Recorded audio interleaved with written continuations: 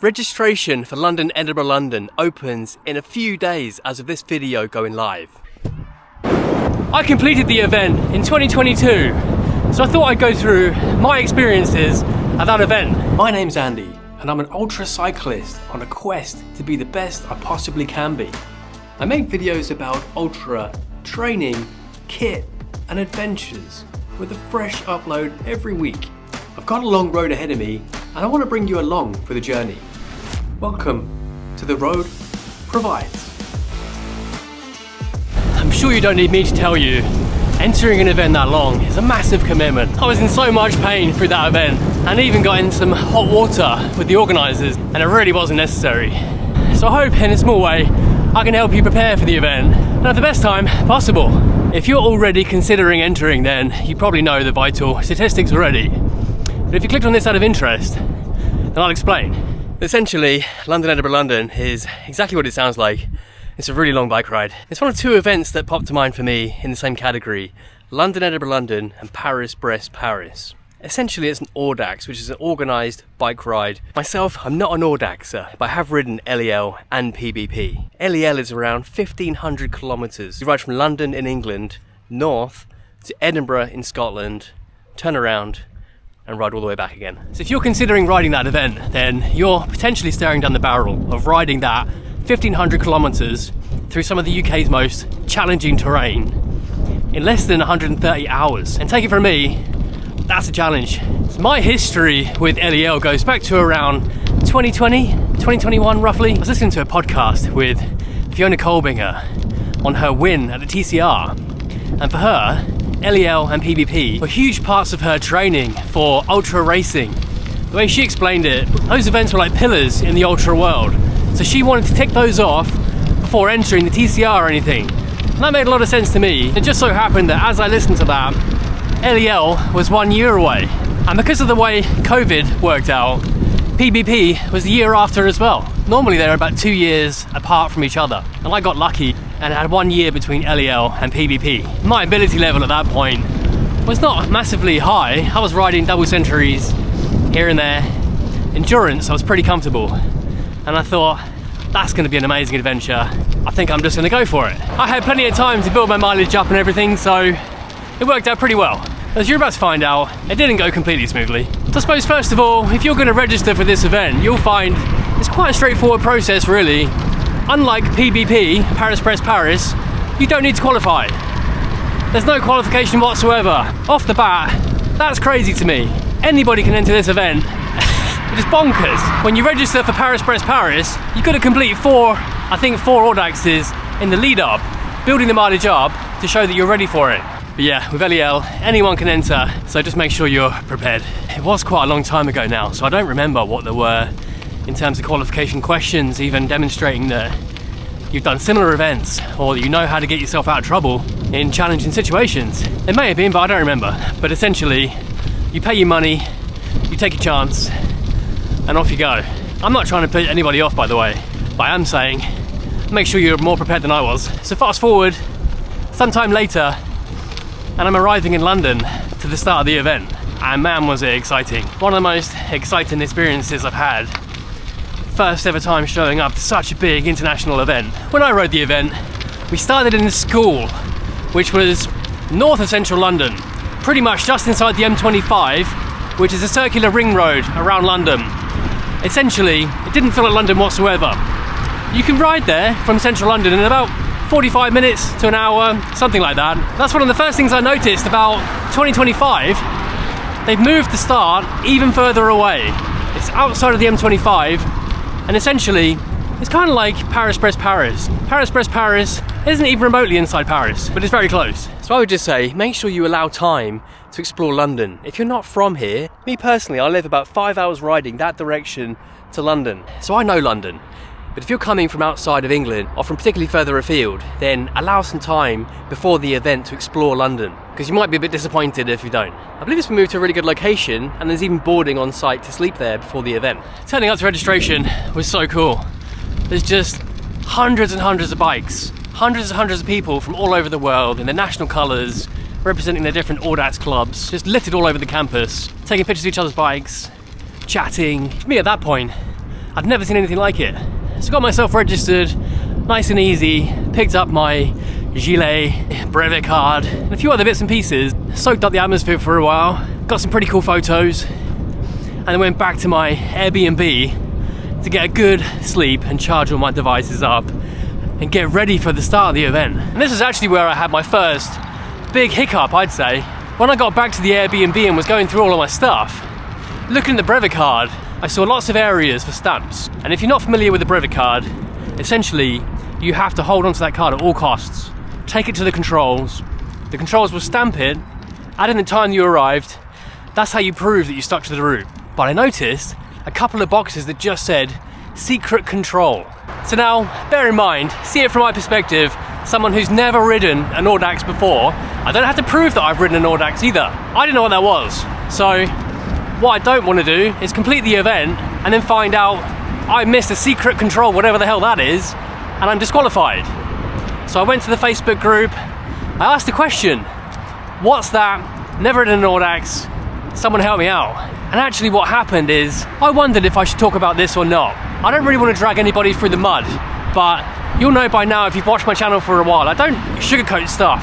I don't do bull. But what happened was, one of the organisers came back and gave me an absolute dressing down because I didn't have any respect for Audax, hadn't ridden the Audax before. I've entered an event I know nothing about. My reaction was pretty much, I was aghast, to be honest. Not only was that a pretty horrid reaction, but from one of the organisers as well, it left a horrible taste in my mouth. A couple of people from the Audax world responded and stuck up for me, really. And long story short, I had a great time regardless, and I believe, probably, because it's the day of registration, that guy was just having a really bad day. He deleted his comments. I still have that thread, it's still in the group. But he deleted his comments, and probably the right thing to do. But anyway, I wanted to talk about that because I don't want someone to go and enter that event not having ridden any Audax before, doing exactly what they've asked you to do, which is not give any evidence of any past experience, and then when you ask for help, you get blasted. So, a secret control is there to make sure that you're following the route. If you were to divert around a hilly section of the ride because there's no control in the middle, they might put a secret control in the middle of those hills to make sure that you went the right way. So that's what a secret control is. And if any of the organisers watch this, and you're not happy with me bringing the situation up, I am giving the benefit of the doubt. I'm sure he was having a bad day, but I'm making this because I don't want people who follow my channel and watch this to get a similar reaction from somebody else in the Audax world. I rode Audax after this to get into PBP. I rode 4 different Audaxes to qualify for that ride. I rode PBP as well. Haven't seen a secret control ever since. I don't think they're really common and in all Audaxes. I think that's enough on that matter. Don't make the mistake that I made. It was not the best start to the event for me. I'm not trying to lay into anybody on this platform. I just want to talk about all of the good things as well as some of the difficult things so you can prepare a bit better. So then I put that whole situation to bed, ate a bunch of food, got a good sleep, and went to the start line the following day. You set off in waves. So I was AB 23, I think my number was. My wave set off at around midday, and your time starts from when your wave sets off. Staggered timing for everybody. And setting off was one of the most nerve-wracking and exciting parts of the event. I felt sick, to be honest, with what I was about to take on. But soon enough, off we went, and it was so much fun. Leaving the outskirts of London en masse, surrounded by tons of bikes, people laid back in recumbents with flags and all kinds of bizarre bikes, tandems. So funny. We headed off northbound to the first control, and you're going to be hitting controls every 3, 4, 5, 6 hours, something like that. It's not that long between each control. So one of the first things I noticed, I had a whole load of food with me, and actually I didn't need that much. I carried pretty much all of it, all the way to the end and back, because at each control the food's provided, or it was when I did it, and it's generally a big plate of food, meat and 2 veg, really hearty food, sometimes a dessert, lots of coffee, little tuck shops with sweets and coke. Generally it was really good. So if I was to do that event again, I probably would carry next to no food. And also, whilst we're on the subject of controls, you're given bags to drop gear off at 2 different controls of your choosing. I chose not to do that. I thought I'd carry all my stuff. I didn't have a huge amount. I did have my bivvy bag and stuff like that, which I never used, but I decided to carry everything. People at the start said, you're traveling a bit light, are you sure you don't want to use the drop bags for some of your stuff? I said, no, I don't want to. And personally for me, that worked really well. I was fine carrying all of my stuff, and I didn't need to use the bag drops. And in hindsight, I'm really glad I didn't use it, because following the Facebook groups after the event, some people were waiting months to get their stuff back. And the organisers are gonna have a ton of these bags to get back to riders. I'm not slating them for that. I'm not gonna sugarcoat it either.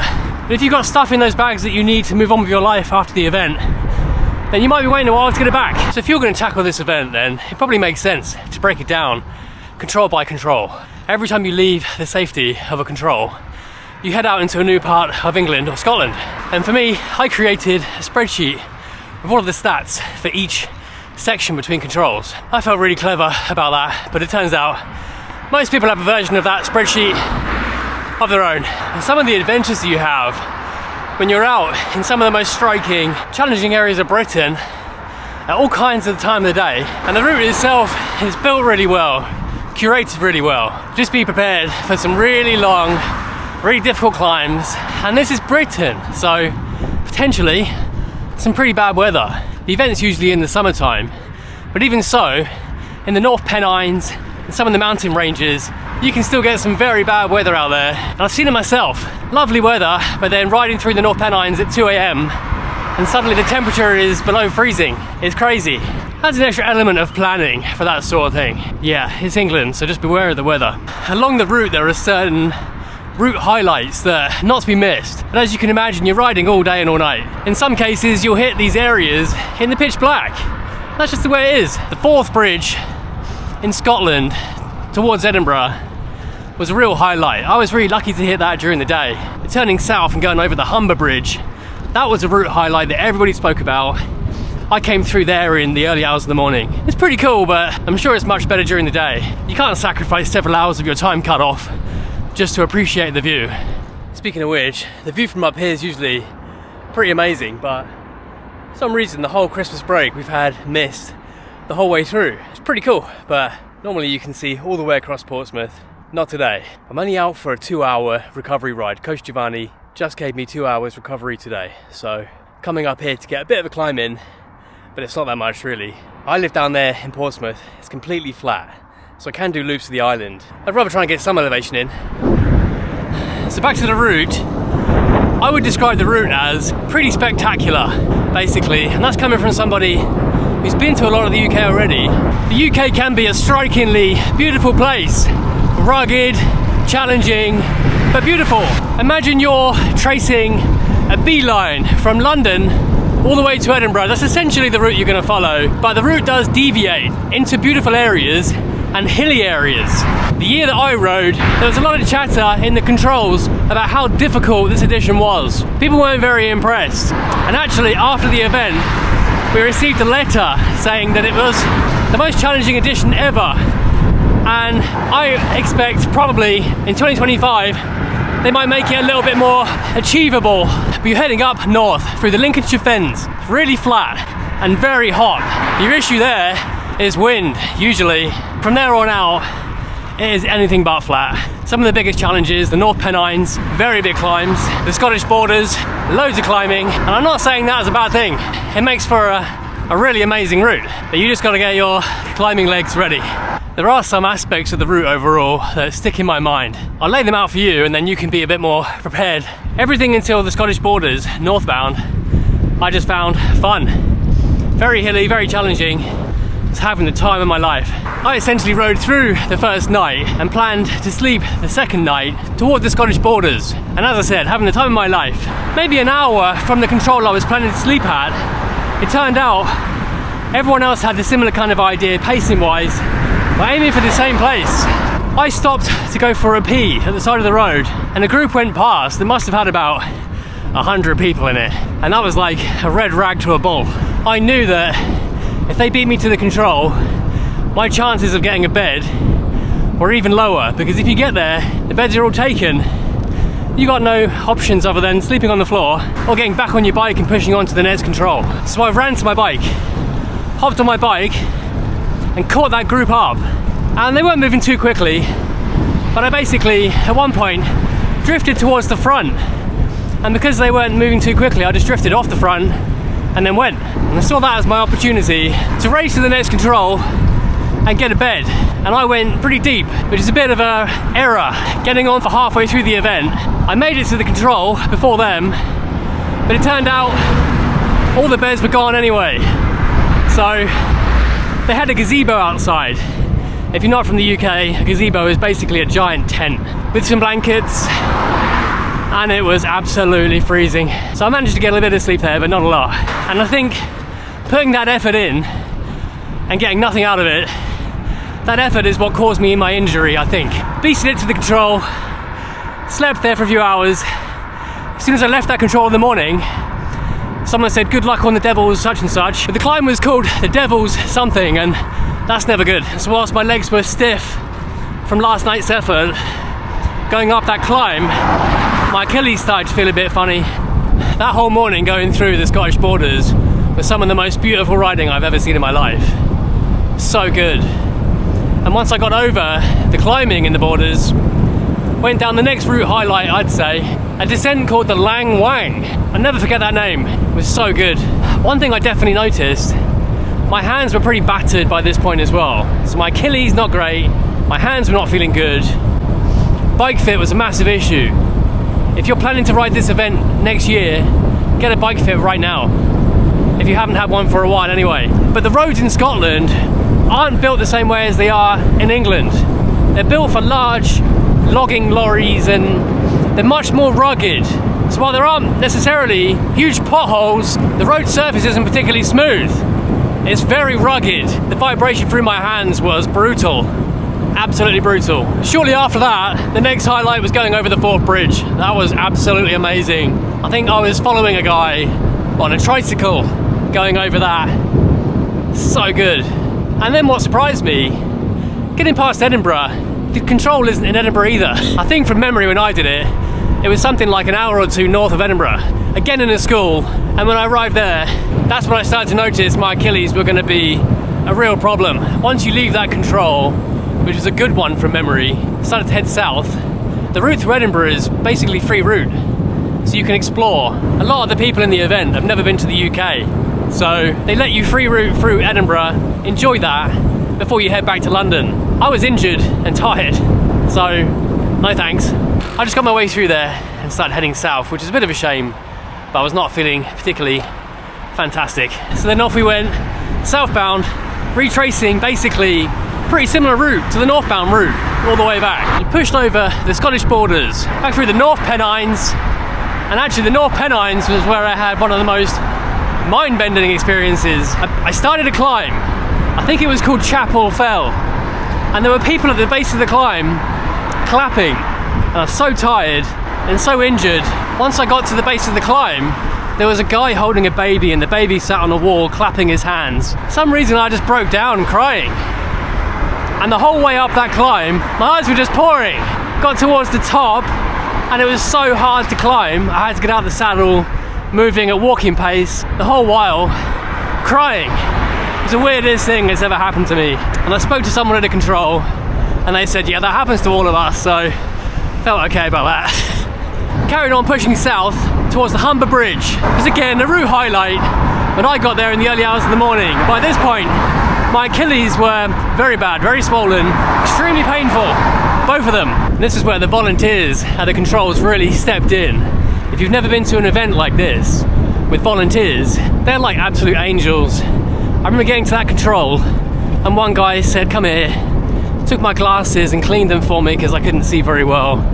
A medical volunteer asked me how I was doing because I wasn't walking very well.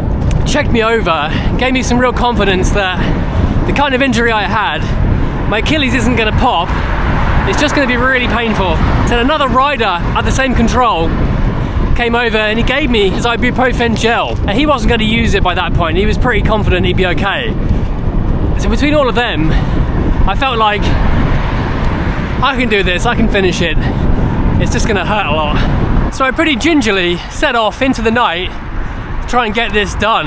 Sunrise from that point was a couple of hours away, so I wanted to try to get it finished. I can remember the lowest point of the whole thing going through a place called the Hawaiian Hills, and there's a photo at the exact moment. Really opportune, because I've got that photo forever. Every time I look back at it, I look really happy, but I know exactly how I felt in that moment. I was breaking down. Not long before that photo had been taken, I was sat under a tree, just completely dejected, wondering to myself, what am I gonna do? If I'm too injured to move, how am I even gonna get out of this place? I was in a pretty bad way, but I got back on the bike and just thought, well, I'm gonna cross that bridge when I get to it. I hope this really emphasizes the bike fit point. 1,500 kilometers is a very long way with a lot of elevation. So anyway, I pushed on south, and I thought if I can get to the Lincolnshire Fens, that's quite a long distance, completely flat. The issue for most people there's a pretty high scratch rate in the Lincolnshire Fens. What tends to happen is a lot of people are absolutely destroyed by that point, almost back to London, and then quite often you get a raging headwind on those flats and it stops people dead in their tracks. Sure enough, I made it to the Fens. The hills started to disappear to my left and right, got smaller and smaller, and then all of a sudden you're in the Fens, completely flat. I was really lucky that year that the famous headwind wasn't anywhere to be seen. However, we did have an extreme weather warning for high temperatures. The heat was absolutely brutal. I can remember riding through parts of the Fens and there were just bodies everywhere. People laid on the trees with their lycra stripped off, not moving. And I managed to carry on. I was pretty good with the heat back then, but I think from memory, this was the biggest stretch between controls of the whole event, I think. And I remember getting to a point, didn't see any shops for a really long time, it was really remote. And I remember halfway between the controls, there was a small village, and I was so happy to run in and buy ice creams and water. That was a roasting hot day. And from there, to be honest, you're pretty much on the home stretch. Got quite a few hours to go, but in the grand scheme of things, the terrain you've already covered and the distance you've covered, you're really getting towards the end of the event. What I didn't account for though, was heading back into London, how much climbing the organisers put in. For some reason, that whole section, it didn't look too bad on the profile, but man, well, there are a lot of climbs. Not very long, but very steep. And my Achilles were not feeling it. And at this point comes probably the cruelest thing that happened on the whole ride. I don't know if this was a deliberate plot twist by the organisers, but the end of the ride was in Debden. That's where it started. And about 3 hours before the end, I rolled through a village and I saw a sign for Debden. And I thought, hang on, the route distance is obviously wrong. I'm back. I'm so tired and broken. I really thought I was finished. So I stopped and it didn't look familiar. So I got my phone out and checked the route, and sure enough, there are 2 Debdens. And they rolled us through Debden about 3 hours before the actual end. And I cannot tell you how difficult it was to get back on the bike and carry on after that moment. So by this point, I'm only a few hours from the finish. So it should be plain sailing, right? Well, so you'd think. Had a few issues left to deal with. My Achilles felt like every single pedal stroke they were going to separate. My hands were absolutely battered. And then I came across a guy in all kinds of trouble right towards the end, rolling through a dark country lane. My lights were pretty dim, to be honest, but I saw a guy with no lights at all. And I was with a couple other people by that point, and he flagged us down and wasn't making a whole lot of sense. I think he was so tired and broken down, he really needed to sleep. So we tried to convince him, it's the middle of the night, sleep for a few hours, you'll be able to see where you're going in the morning. And he was so determined to finish, all he wanted to do was ride in our lights and for us to get him back to the end. And we let that happen for about half an hour until he veered into one of us and crashed. So eventually we called the emergency number on the card to report it, and they just said he needs to sleep. So we managed to convince him to hop over a wall so no one called an ambulance, sleep in a hedge, and then I saw him the next morning and he did finish. I mean, that guy was determined. He would have taken us all out, was so like a zombie trying to get to the end. So determined to make it, we managed to dodge that bullet just about. And after that, it was plain sailing. An hour or two from there, I managed to get to the end, rolled into the finish, very little fanfare, get my final stamp on my brevet card, and then going to sleep. The cut-off for that event was 128 hours, and I finished it in 107. So I slept in a hall for a few hours, no pressure anymore of getting up, had a meal, and was finished. All in all, it was an amazing event, and I would fully advise anybody watching this to do it. It's almost got to be done if you're into riding long distances.